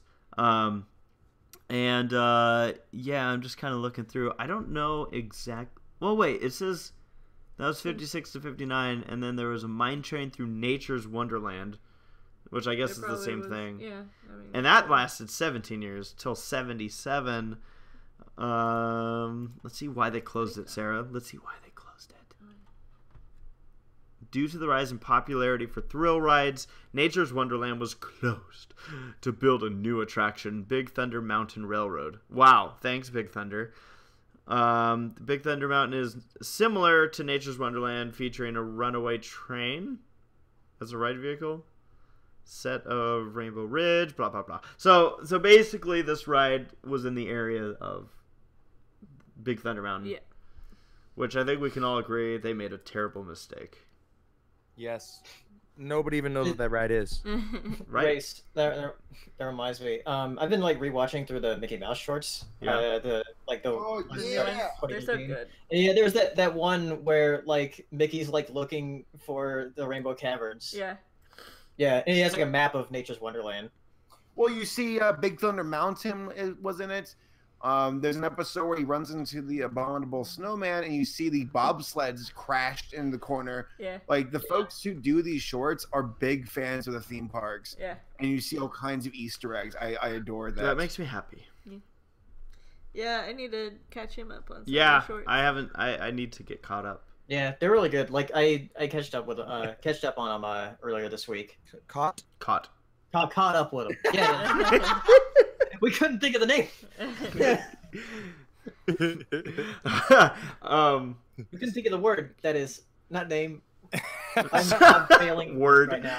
So I have one more that I'm going to mention from Disneyland. Hey, by the way, are we going to get the Q&A here soon? Yeah. Yes. Mother. What time I'm is it? excited for that. I was just telling him quietly that we should probably move on. This to is Q&A the pretty last one. soon. Okay. It's the Jolly Trolley. Yeah. Because it's one that if you go into Toontown, you'll still see it sitting there, and be like, wow, that'd be cool if they actually used it. For some reason, they made a track for it, but they couldn't run it because it was too busy. Yeah. They can only run it when no one's there. So, yeah, the Jolly Trolley is no longer jolly. It lasted 10 years. What's he saying? Let's listen. He stopped talking. All right. All right, Sarah. So what's next on our agenda? Whoa. Well, I wrote this down, but I don't know if a lot of people have seen it. Has anybody seen the teaser trailer for the Aladdin I live haven't. action? I know you haven't. Spoilers. Paleo Hero, have you seen it? I have not. Okay. Well, I guess Aladdin. I'll post that at the end of this podcast, and maybe we'll talk about it next time. Alrighty. So let's just go to Q&A then. Okay, we'll do Q&A. How long do you want to do Q&A for? I don't know. How long do you want to do Q&A? I think we'll go till. I think we're gonna do 20 minutes of Q&A tonight. Okay. So that means that if you're on the West Coast, 7:45 is about the time we'll be going till. And as usual with these Q&As, we're gonna go off of. Sarah, have you posted the info? No, I haven't yet. Okay, I'm about to. so we have a hashtag and some information. You could send these on Twitter. But we do prioritize super chats. So if you do send your question through super chat, we will prioritize your question and even embellish and spend a little bit extra time on it. So, yeah. Oh. See? Nora Mermaid sends a note. Love you guys, especially Gabe. I had to do a presentation of ship funnels today, so my question is, what is the weirdest presentation you had to do? Weirdest presentation you've ever had to do? That is an interesting question. And I don't know if I've ever had to do a presentation. Ever? Yeah, I mean, because I was homeschooled, and then I was in the Navy, and maybe I'm wrong. Maybe I have. See, Gabe, this is like just from a psychologist level, this is probably why you struggle in front of crowds. Yes, yeah, I think that could be. I'm very uncomfortable on stage. I mean, it shows. It does. I know. I mean, it's embarrassing. But, gosh, now I feel bad though, because that's a really lame answer. So maybe I should make something up. Think of something good. I don't have a weird presentation that I've done, but I've witnessed like a couple of weird ones. Specifically, there was this one presentation in which a girl in our gender studies class, I don't know why we were doing presentations or whatever, but she brought a dead bird and showed us all how to like, you know, pluck the feathers out and like get it ready for like eating. And it was that's great. It was, for me, it was cool. I'm like, really interesting. But you like, love everybody birds. I do love birds, but like I also appreciate Chickens don't count. Dead birds. No, I just like it's a neat skill that girl had, and she wanted to share it. And I'm like, that's pretty cool. Nice. Did Chicken you is tell her called a that? jungle fowl in Hawaii. But yeah, that's and then in high school, one dude thought it would be a neat presentation for him to shave his face in front of class. Shave his face? Yeah, like to That's not too to weird. teach people how to shave their face. Nora and I have done that. We shaved Ian's face You on did. stage. Like, Okay, no, okay. I thought of something. It's not something I had to present, but it was a presentation that I witnessed, and it was at the School of Music in TSC Great Lakes. No, TSC Great Lakes. It was in JEB Little Creek, that base up in Virginia, Mhm. and it was I think it was a clarinet player, but what happened is at the School of Music, we'd have these master classes where people come in and they would do their little presentation. They talk about how they deal with, anything. And this particular guy was talking about how to deal with stage fright. Uh-huh. He said, I don't know. I'm going to do an accent here. And this is the actual accent he had. Okay. I think he's from Japan. And he said, wherever you get nervous on stage, just spread your legs apart and imagine you're sucking the ground into your butthole. What? Yes. And so you got this room full of, and this is like half an hour into his presentation. You have this room full of sailors and Marines and soldiers, because it was all three, branches except for the Air Force. They have their own, but the rest of us. And so we're all in uniform, and you just hear everyone because you just try to go, like try to stifle laughter. We're trying to take this guy seriously, and then he said it again. And he's like, just once again, you're sucking the ground into your butthole. And that became something that our whole family says now. We say butthole instead of butthole. So that was a good moment. I remember maybe 5th grade we did like a Native American presentation. And so we had to like set up all the stuff, and we each chose a tribe. And oh man, I thought mine was so cool because I'm going to put kind of quotations on I made this peace pipe, which at the time actually did not get me in trouble until we started smoking it. And then we got in trouble. No, but so we had this peace pipe that my dad actually technically made, but like it was like one of those things where my dad's like, "Oh, I'm gonna make a really badass thing for this project of yours," and he did. And I remember it was like the coolest thing I thought of the whole thing, but I'm pretty sure I pretended like I had a lot to do with how it got made. Mm-hmm. Like, yeah, I know how to do this kind of stuff.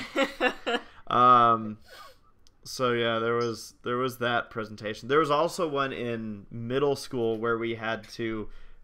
It was a Civil War presentation thing, and I made really thick saltine crackers. Yeah. And Yummy. I forget what they're called. Oh, hardtack.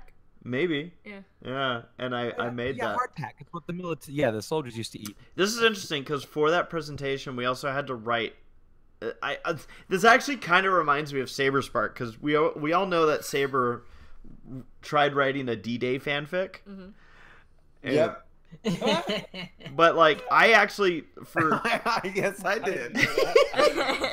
and I had a project where I had to write as if I was a soldier in the Civil War, and so I did, and it's funny because now that I think about it, I wonder how many people put themselves on the Confederate side, and if that was like a red flag for the teacher, like, okay, guys, we got a couple we should keep an eye on.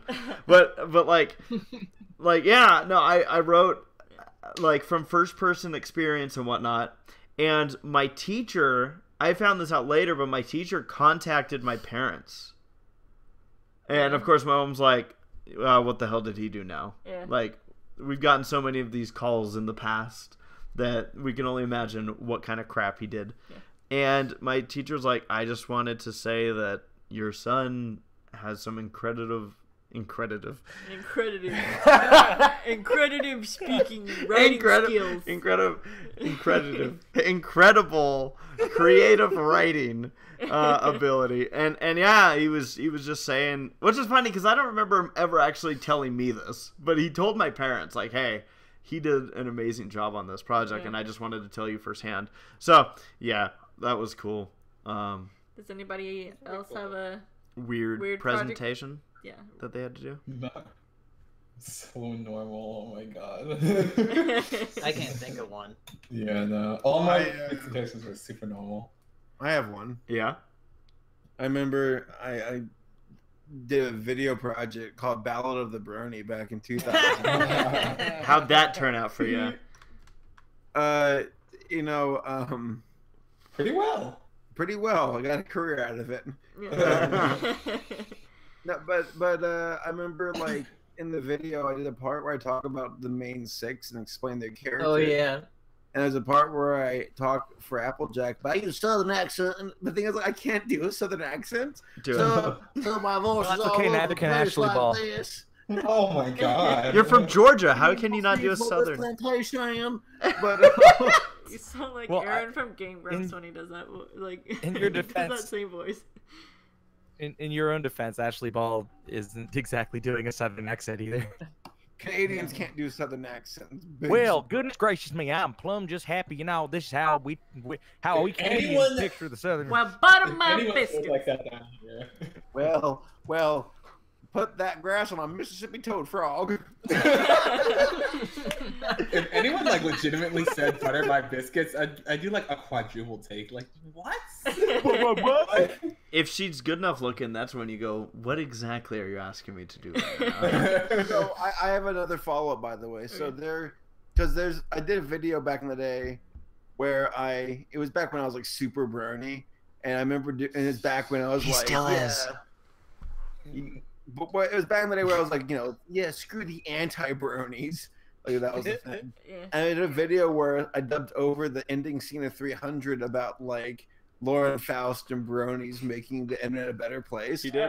I believe that video. Jax played the liar, says he has it. He doesn't. I know he doesn't because it's been 4 years and I don't see any proof. He just says it. Yeah. But it's not true. Didn't he also have the Crystal Ponies video? Yeah. Sarah, I have like an excerpt from it, but I don't have the whole thing. Yeah, you actually edited up some of it, but I don't know how I got just one part of it. Did you say edit? That is hidden. Before I did Battle of the Brony, there was a video project I did that was kind of what inspired me to do it. It was like in like 2009 or no, it was 10, and I was in a gender studies class, and we had talked about sex and the media.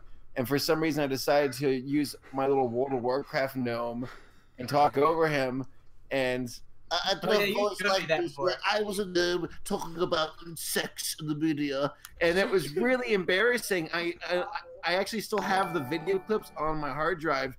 And I recently watched, like I'm not even joking, 5 seconds. And I instantly paused, and I never cringed so hard in my life. So I was like, I presented this in front of the class. And I was like, how the hell? You showed me part of that before. It is the cringiest thing I've ever made. And it will stay in my hard drive, and it will fade away. I hope not. I want to see your 300 video again. I was there, Gandalf. 3,000 years ago. See, I lost the Crystal Pony clip that everyone's talking about because it was on my hard drive. I know, I'm so sad.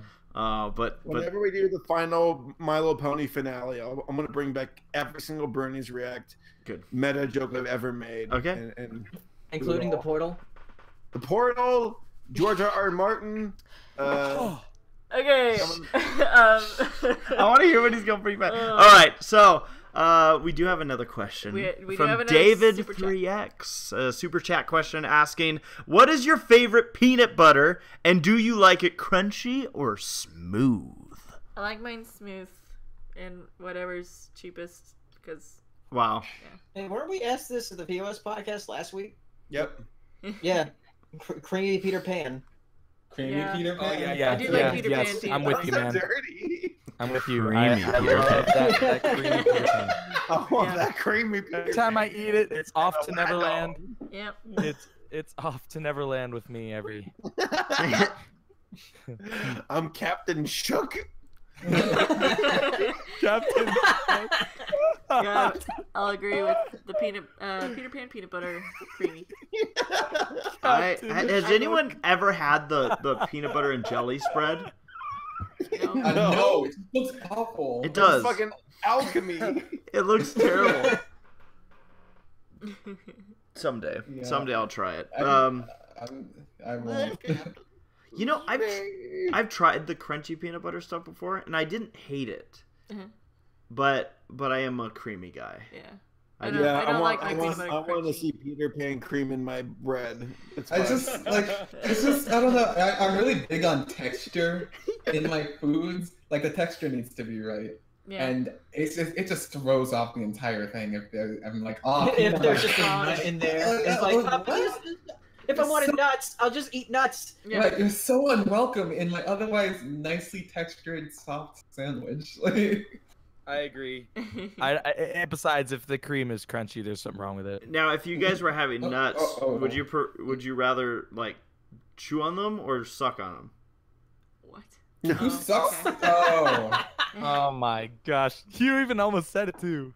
I did. Who sucks on nuts? Cause I'm a pure.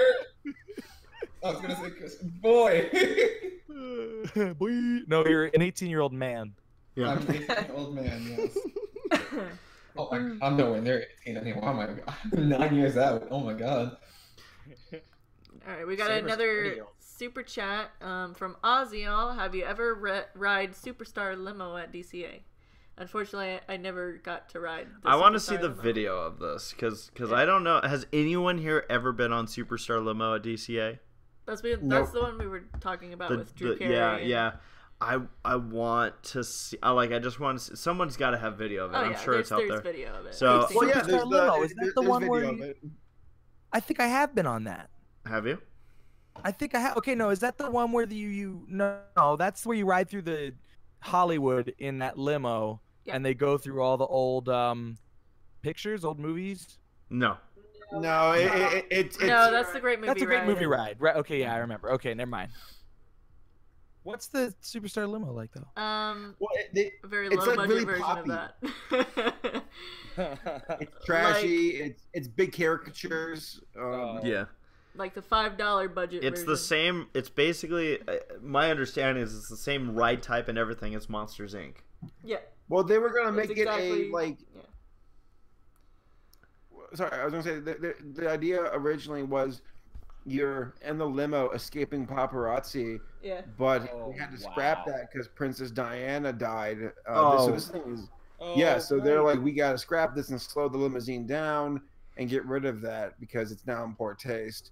Yeah. So, yep, it's that ride was cursed from the beginning. It's a much better Little Dickens thing now.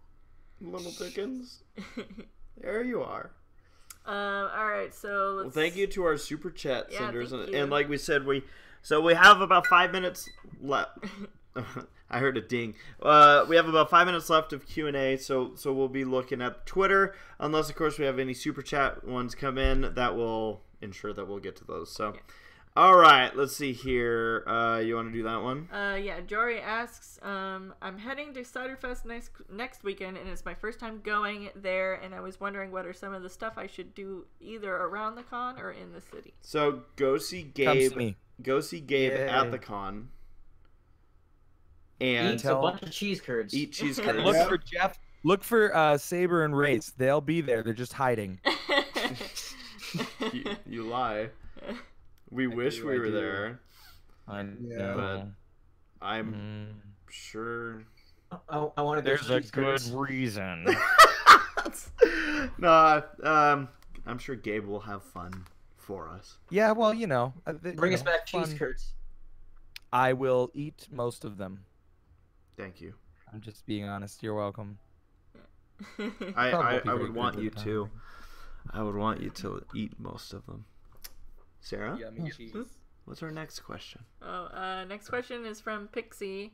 So with the MLP episode Rock Hoof in a Hard Place, I found myself talking to the TV saying, "Go live with the yaks. He breaks stuff. They break stuff." Makes sense, right?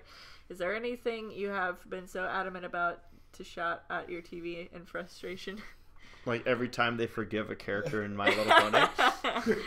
Yeah. Hire me. There's this apparently idea that Celestia Strong sure wish the chick would do something. Yeah. Yeah, good point. Yeah. I did yell when they were like, Starlight will be the substitute teacher while we go do this thing. I was like, why? That makes no sense.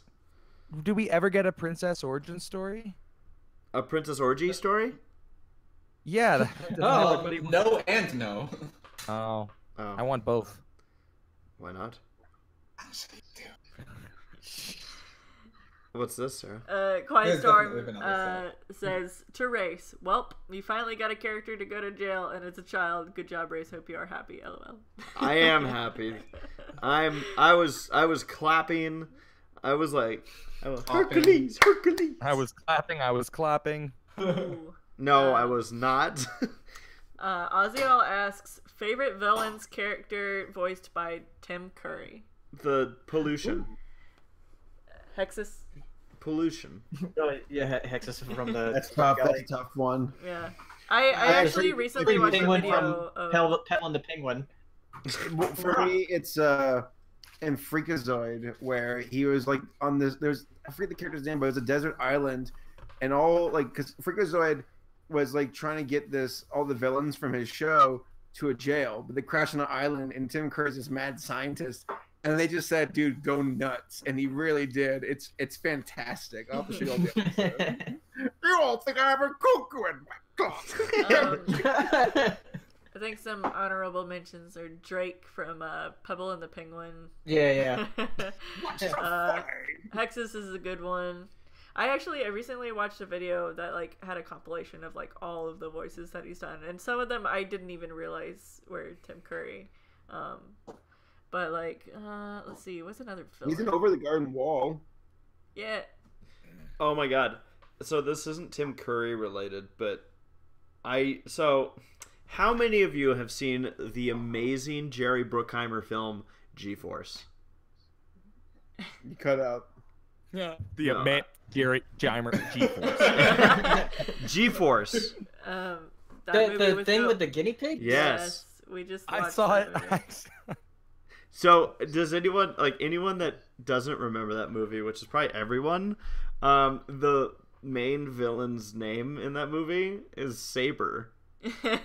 Wow. Well, the quote-unquote villain. Don't spoil it for everyone. The mole. Oh, sorry. No, the guy that they think is doing everything is referred to as Saber. Mole. And, yeah, right. Yeah. It's me. I'm evil, and I'm going to make sure that you don't live. Did you know? I do also like Tim Curry as a Long John Silver in the Muppet. Yeah, he's good as that. Did you know that Nicolas Cage was the mole in G-Force? We found that out later. Did you know that, Gabe? Of course. No, but that doesn't surprise me at all. Oh my gosh. I'm excited for Nick Cage to be Spider-Man Noir Into the Oh yeah. It's gonna be fun. That seems like it's well casted for him. Ryan Walterson, Walterson. Okay. Thoughts on retirement of Carol Spinney or Spinney? I can't remember which way his last name is pronounced, but he is Big Bird. Well, was Big Bird, I guess, at this point. He is officially retired. He's up there in years. Hold on. Yeah, he's been doing it for 50 years, hasn't he? Yeah. He is 84 years. Yeah, he's been Big Bird for an extremely long time. He's 84 years old. Oh my god, I just said that. I made the 84-year joke. He is 84 years, and he still smells like fresh paint. Such a big part of kids' childhoods. And it's kind of sad to see him step down, but he's 84. He's 84. Right. He deserves that retirement, and like I know it's probably a He little must be bit a of a parrot. bittersweet moment, but I think Matt Vogel is the one that's taking up the reins, which he had already taken up the reins when Steve Whitmire was fired, which is the voice of Kermit. So Matt Vogel is now Kermit and Big Bird, two really big heavy hitters in Heaters. Muppets properties. Heavy heaters. But yeah. Well, that's just fantastic. Shipping commence. Shipping. Oh, And he gosh. did his job. Yeah. Still not as gay as Bert and Ernie. Right. What else can you do with that beak? Let's see. I'm a bad So technically we're past time, so we'll do one more. Okay. Do you want to pick the last one? Oh, sure. Let's see here. Here, how about a question for Hirosashi? Okay.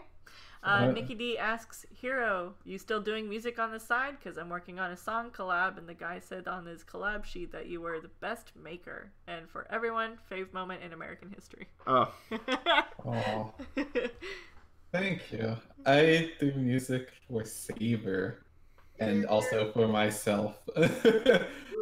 Yeah, I pretty much. It sounds weird, but yeah, I pretty much only do work for Saber. Just Hey, 'cause- did you do that? I don't Yeah. Yes. That's Yes, I did. love that song. Oh, great! Thank you. It's really catchy. But yeah, I'm still doing music. It's fun. Usually, I make music myself. I know that's super selfish, but like, No, Yeah. it's not. no, okay. How dare you use your talent for yourself? What is your Yeah, guys' that's- favorite moment in American history? What? Say again? That's the question. Favorite What is moment in American history? favorite moment in American Space race. Space Race. All the way to the landing on the moon. That's got to be my favorite. And it's Oh, exciting that to see reminds more me, did you- advancements in that now. Did Yes, you I see did First see Man? First Man. Yes. Yeah. Is it good? Yeah, okay. I am like hashtag woke on the subject. So it was. I hate myself for saying that. It was neat to see them accurately go through everything from the death of his daughter to, I mean, they went through everything through Gemini. I would have liked to see them spend a little bit more time focusing on the actual advancement of the tech, and they didn't.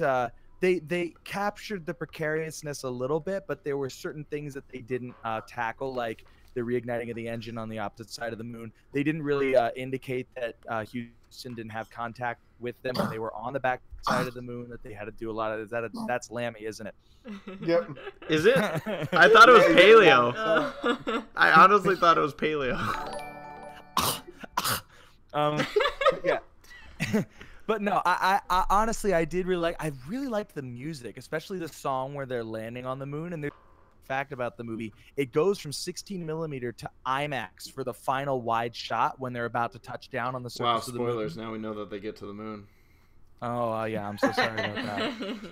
If I had a complaint about the movie, it's that I feel like they spent a little bit too much time focusing on the family life of Neil Armstrong. And I mean, I guess that's interesting to some people, but Neil himself is a very quiet individual. Honestly, to honor him, he probably would have preferred that they didn't focus that much on that. Yeah. And I think Ryan Gosling did a good job capturing his personality. But again, because Neil was such a quiet, soft-spoken person, it didn't make for a very strong character because they focused so heavily on his family story and his friends and that kind of stuff. Yeah. Anyway, but that's just a theory. So I'm pretty sure I can speak for everybody here that everyone's favorite American, like I know Gabe had his answer, but obviously everyone's favorite moment in American history was when Donald Trump became the president. And let me just tell you, it was the most tremendous, fantastic, incredible thing that ever happened. It will happen again, and it will happen again. I'll be the first president to serve 4 terms. Thank you very much. FDR served 4 terms. I don't remember that. I wasn't around. right. So we've got a couple of super chats. Super chats that came in. So these are going to be the last ones. Please don't. No. I mean, we won't stop you guys. We'll go on till midnight. No, but so Ozzy sent one in saying, just ever to reminder, the MLP Best Gift Ever will air on October 27th. That's a question. I believe that is the right day. What is that? I guess it's a special, holiday special. Oh, I think this is the one that I have a story for you guys. I guess I can. I don't know if I can. Do you want to save it for after it airs, and then you can tell the story? No, it does. It doesn't. It's not really a spoiler. It's just that Daniel was really trying to get. If this is the one, Daniel, I did the song demo for it, and he was trying really hard to get me into it, because it wasn't the same producers. You know, the producers that boycotted me. It wasn't the same people working on it. So he was like, I'll have you do the demo song, and then if you can get the audition, you know, your agent will get you the audition, which she usually did, and she did give me the audition. He said, I'm going to ask if I can help pick the person that I want to play the role, since it has this really prominent song, and I'll pick you when I see you come in. And apparently it still managed to get filtered by the same producers, so they didn't send him my audition, so he couldn't. It's kind of like, woo, yuck, blocked at every turn. Well, everyone tune in for that. And also, so thank you, Ozzy. Thank you, Drummer Shy. He says, "Hey guys, it's AC Race Car," and sent in a nice donation. Thank you. And then I think the last question we have here is from David 3X asking, "What is your favorite Disney princess and why?" Obviously, Judy Hopps is my favorite princess. She's not a Disney princess. She is a Disney princess. She's a farm bunny. Wow. And? Excuse me? She's not a real cop. Wow. Oh. She is a real cop. Meter maid. I love the fourth one. Me too. I know. I guess it like actually every time. Oh, favorite Disney princess. Ariel gets naked, so she's pretty cool. Mine's a tie between Ariel and Rapunzel. Wow, cheater. Well, she's not presented to be one. Ow! I kind of like the girl from Tangled, Rapunzel. Tangled? Did you say Tangled or did you say Dangled? Tangled. Oh, yeah. From Dangled. From Dangled. Dangled movie. You know our haircuts from. Never mind. You know what is funny? What? I don't really like any of them. I think out of all of them, funnily enough, my favorite is Merida. Because you can't understand. Well, shoot the arrows, yeah, dude. That was my attempt at being. What is she, Scottish? Irish? Yeah, Scottish. Is she Scottish? I think she's Scottish. Yeah. The Scottish drinking song. They're naked in that movie too. Is it true that when you confuse Scottish and Irish, like both of them get like extremely angry? Yes, yeah. I can vouch for this. I have Irish friends who do not sound Scottish at all. I mean, their accent is insanely difficult to imitate. It's probably the most challenging. But everyone does. Never ask Scrooge McDuck what part of Ireland he's from. I love that joke so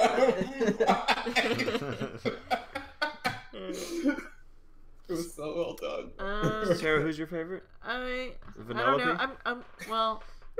I don't know if she's actually going to be part of the official lineup now. Oh my god. Like, I don't know. Like, I'm kind of Fix It Felix is her favorite.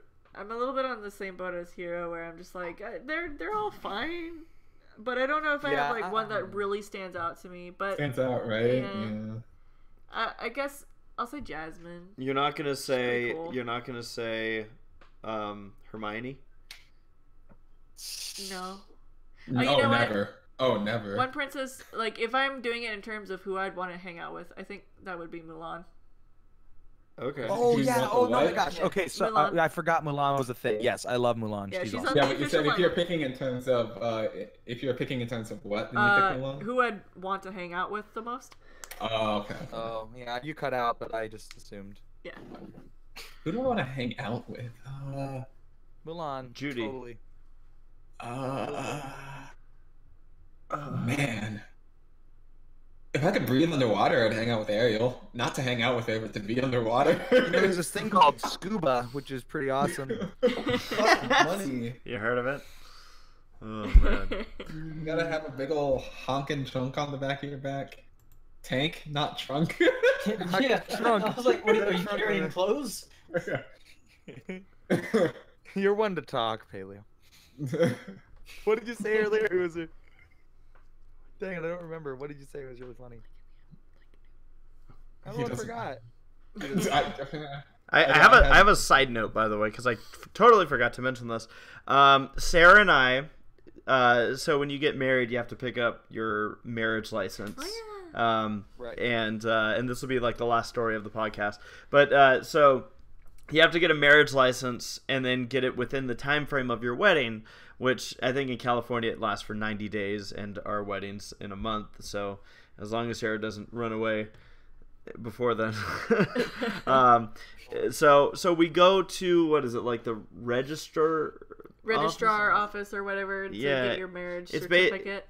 It's basically it's a government building where everyone stands in line for a really long time, and we were there for like an hour and a half just waiting to get it. Yeah. And right when we turn the corner to start the line for the hour and a half, I see this guy. I immediately, first thing my eyes go to is this man standing all the way opposite on the room in a corner. And it's this guy who I'm like, oh my god, this looks just like Tony Fleeks. And I turned to Sarah and I'm like, I'm pretty sure Tony Fleeks is like here.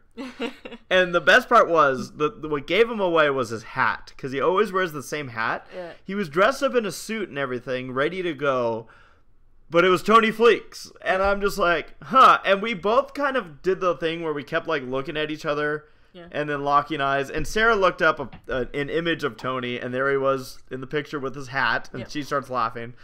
And Tony actually eventually approached us and went, "Are you ACRacebest?" And it's funny because, like, you know, Saber and I have been to a lot of these conventions together, but we've really not interacted with Tony like much outside of maybe on a panel or two. And so it was just funny. I was like, hey, and so I guess what happened was he messaged GM Barrow and was like, does ACRacebest live in Los Angeles? And she's like, yeah, why? I think I'm looking at him, and so we talked a little bit, and very nice guy. And you know, just it was cool that he came over. He was there. Apparently, I didn't know this either, but like the offices do like really quick weddings. The civil marriages, yeah. That thing. And yeah, so if you want to get married for what, like $35? Yeah. You're like, dude, done. So yeah, and he was there. He wasn't getting married, but he was there with someone else, and yeah, it was just cool to run into Tony. Nice to kind of what felt like the first time formally meeting somebody who we've been going to conventions with for the last 6 years. So it was just kind of a really random run into. So yeah, Tony Fleeks, cool guy. Check him out if he's I think he's gonna be at Cider Fest. So check out his booth. Tell him ACRacebest sent you to say hi. And who knows? I think he does art and stuff too at these conventions that he sells. Yeah. So yeah. So that's about it. Anything else anyone wants to add before we end the podcast? Nope. I particularly liked Paleo's ominous "Oh God." Yeah, what was that about? Yeah, I heard Race's mic like do a really loud like burping sound. Okay, yeah, that's what I heard earlier, right? Okay, yeah. Yeah, it's doing it at different times for different people. What is that about? Yeah, that's strange. Huh. It just sounds like. Well, with that, it's almost like a loud clipping burp. Yeah. Actually, that was Sarah. So. So I want to say a couple of things before we head out. Wait, real quick. We're getting feedback from somebody. Yeah. Is it Saber? Podcast still going? Yeah. Oh, it's he's on his phone. Yeah, we're ending it right now, Saber. Can you all hear us? I turned the volume down. Can you all hear yourselves now? No. All right, cool. Do your So thing. you're good. All right, Sarah, you go ahead. So the next podcast is going to be. It was going to land right on Halloween, so we've moved it to November 1st. Thursday. Yes, the day after Halloween. And so we like to do a thing on Halloween where we, have people send in their images of their costumes and stuff. So dress up. Definitely send us your pics to Semi Perfect Podcast on Twitter. I'm gonna pull up the doobly bip. Where is it? Social media. There you go. So yeah, that's a fun thing that we like to do is look at people's Halloween costumes right after Halloween. And I would also like to do another shout out to everybody who sent in super chats. We've got Dark Sky, Drummer Shy, Jax Blade, David 3X, Nora Mermaid, Ozial, and yeah, that was all of the individuals who sent in super chats, and we can't thank you enough. A special shout out to Jax Blade. Yeah, especially Jax Blade. You're very generous. You were very generous. Too kind. Thank you so much. I really appreciate it. So yeah. Yeah, that'll help towards all the flights that you've been booking this month. Yes, that definitely will. Well, that's a wrap. Like we said, we will not be back on a Wednesday. We will be back on the Thursday, the day after Halloween, November 1st. We'll be back, and we will see you all hopefully there. Thanks to all of our live audience. Thank you to our podcasters, those watching on delay, and everybody. We're the Semi Perfect Podcast. Have a good night, everybody. Good night, the ponies. Good night. Peace. Yeah, so much fun.